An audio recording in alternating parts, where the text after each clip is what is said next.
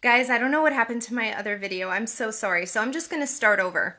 Um, so recently I was hitting a roadblock of what my next step should be on this project that I was working on that God had given to me. And I didn't know what to do next. So I called one of my spiritual fathers, a mentor to me who has no doubt dealt with this kind of issue before. So when I called him, I told him the situation, and he gave me solutions for this problem that I was facing. And as soon as we got done with the phone call, I was taking notes about what next steps I'm going to do. And during that time, I had this vision, and it was of this hallway. I was standing in a hallway with a bunch of different doors, and Jesus was holding open one of the doors for me. But I didn't want to go into that door because I already knew that door. I had already been in that door before, and I knew about it. It felt very familiar, and I wanted to go find a different door. So while I was sitting and thinking about this, God spoke to me and said to me, "You don't want to go in that door because you think you know what's behind that door. You think you already know what's in that door, and what seems common to you, you don't view that as favor." And I'm telling you this because there is new ways right now to use old tools.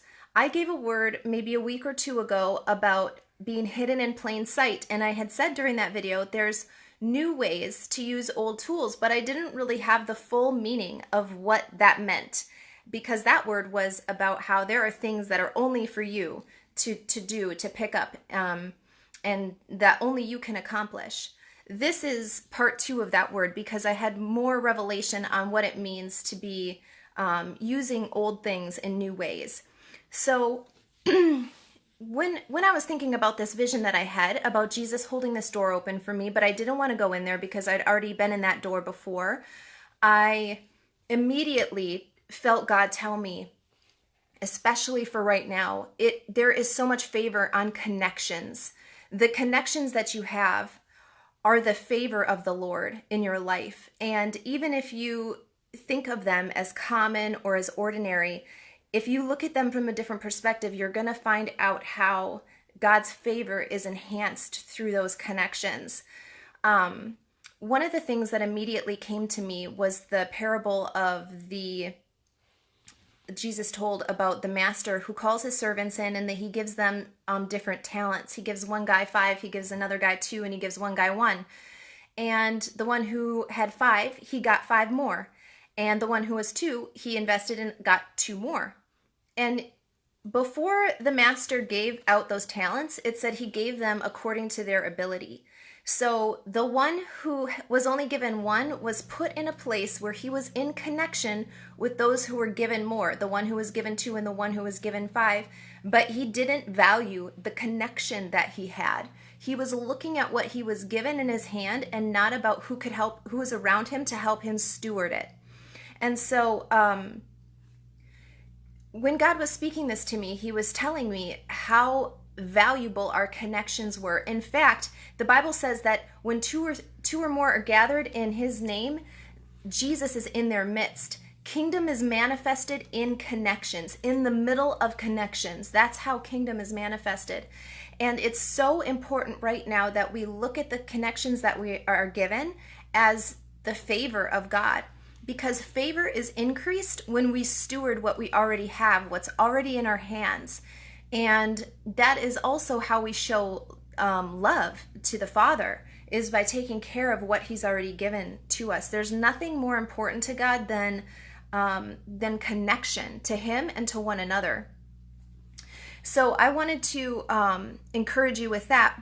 But getting back to and I really believe that that's the number one way that we can use old things in new ways, is taking a look, reevaluating our connections and how we view them, how we use them, and things like that. But another thing that came to me immediately was Moses. When he was not wanting to go speak to Pharaoh the first time, God said to him, "What's in your hand?" And all he had was his rod, a stick. And God used that in a new way for him. And throughout Moses' life, that rod was extremely important, and it was used in multiple multiple ways. Whatever you have in your life, it's really important that you look at how you can use it and find out what connections can help you cultivate what you have in your hand. You'll notice that in the parable of the talents, not any of those servants was given zero. No one in that parable and no one now is expected to create something out of nothing. We've all been given something according to our ability. And the way that we get more, the way that we increase our favor, is by taking care of what we already have. And the guy who was given one, as I said, he was in connection with those who had increase, who understood how to get increase. And he didn't take advantage of that. He just tried to do it in his own strength. And he did that by burying that talent. Do you know who else buried what they were given instead of valuing connection? Was Ananias and Sapphira. They wanted to keep what they had and hold back and not steward it, and in hopes that that would bring them increase. But that wasn't what, it had the opposite effect. So I just encourage you right now to really evaluate the connections that you have and start seeing how those connections can help you take what's already given, what you already have, even if it's little, how you can steward it to increase your favor. Because favor is always found through relationship, and it's found through being responsible with what you've already been given. I hope you all have a great day, and I pray this word has blessed you.